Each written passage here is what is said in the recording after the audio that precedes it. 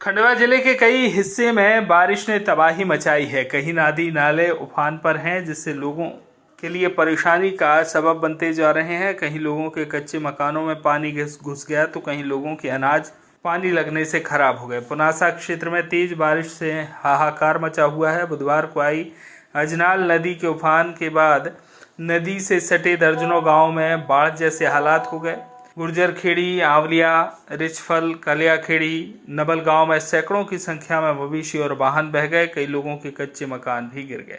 ऐसे लोगों की मदद के लिए शहर के समाज सेवी लोगों के आगे हाथ आए और मदद के रूप में बर्तन, कपड़े और तिरपाल बांटकर पीड़ित परिवारों की मदद की। बता दें कि खंडवा के पुनासा में बुधवार गुरुवार को बारिश के बाद यह देर रात को अचानक अजनाल नदी उफान पर आ गई। इसके बाद नदी के आसपास के करीब आधा दर्जन से ज्यादा गाँवों में बाढ़ जैसे हालात बन गए। तो बड़ा ही आंखों में आंसू आ जाते हैं। बड़ी दर्दनाक स्थिति थी। 1.5 घंटे की बारिश में पूरे गांव में रात्रि के 2 बज रहे थे। उस समय एकाएक इतनी बाढ़ें आ गई गांव में कि सारे घरों में सामान समटते समटते अचानक एकाएक कुछ ही समय में पूरे घरों में पानी घुस गया। सामान जहां का तहां रह गया। लोग अपने जान बचा करके घरों से बाहर निकल करके और अपना जान बचाए हैं। इसी बारिश में इतना बारिश मैंने अभी तक मेरी 69 साल की उम्र में इतनी बारिश कभी भी नहीं देख पाया। इस बारिश में कई परिवार को तबाह कर दिया है। कई मकान टूट गए हैं। कई मकानों के सामान बह गए हैं। कुछ मवेशियाँ भी चली गई हैं। कुछ बकरियाँ भी चली गई हैं।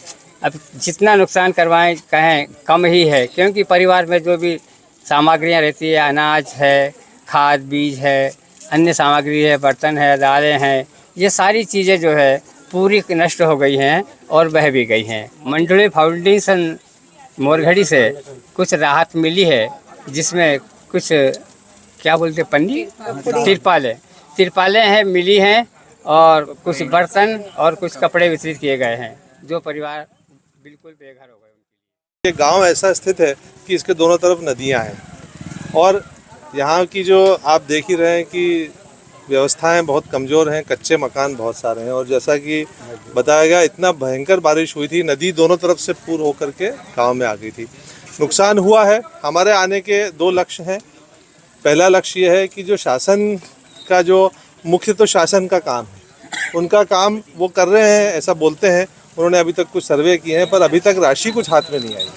तो देखिए, जब समय पे अगर राशि मिलती है तो उसका फ़ायदा है। तो हम शासन से अपील करते हैं और हम उनको बोलेंगे भी कि इसको त्वरित कार्य होनी चाहिए। विधायक जी भी आए थे, कलेक्टर भी आए, पर आज तक अभी तक कुछ राहत मिली नहीं है। हम मंडलोई फाउंडेशन की तरफ से हमारा उद्देश्य रहता है कि त्वरित रूप से हम जो दे सकें, हम अपने साधन से हम कोशिश कर रहे हैं कि जो अभी लोग घर खुल गए हैं, बारिश में घर के अंदर पानी अभी भी आ रहा है, हम लोग कुछ टारपोलिन्स लेके आए हैं, तिरपाल हैं, वो उनके घरों को ढकने के लिए देंगे। कुछ हमारे पास वस्त्र हैं, कुछ बर्तन हैं जो हमारे पास दानदाताओं से आते हैं, वो हम इनके बीच में, ज़रूरतमंदों के बीच में दे देंगे। और हम कोशिश करेंगे कि जो इनको सहायता मिलनी चाहिए, फसल के नुकसान की सहायता मिलनी चाहिए और मकान का नुकसान है और जो घर के अंदर अनाज रखा था वो सारा नुकसान हुआ है, उसकी पूरी राशि जल्दी से जल्दी मिल जाए। इसके लिए हम कलेक्टर से, प्रशासन से बात करेंगे। ये क्षेत्र तो हमारा पैतृक क्षेत्र है। मेरे दादाजी भगवंतराव मंडलोई जी जो मुख्यमंत्री थे, वो इसके बगल में बेनीपुरा गांव है, वहाँ पे हमारी आज भी खेती है। ये सब हमारे देखे हुए क्षेत्र हैं। तो अब इनकी स्थिति किसी से छुपी हुई नहीं है। आज़ादी के इतने वर्ष बाद भी आज हमको दिख रहा है कि गाँव में इस तरह की स्थिति है। हम विकास की इतनी बात कर रहे हैं पर यहाँ बच्चे इतने सारे खड़े हुए हैं, इनके चेहरे आप देख सकते हो। खंडवा से रोमी सलूजा की रिपोर्ट।